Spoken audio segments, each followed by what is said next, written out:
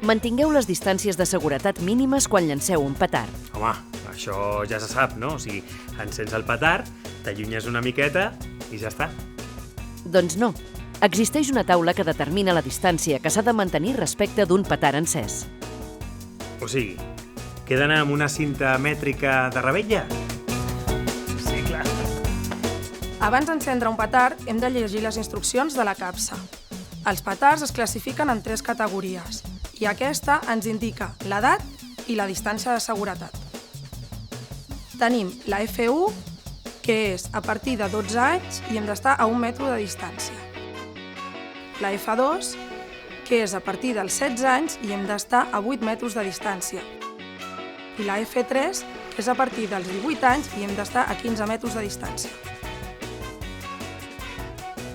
M'ha quedat claríssim. Ara entenc això que diuen que els petards els carrega el diable.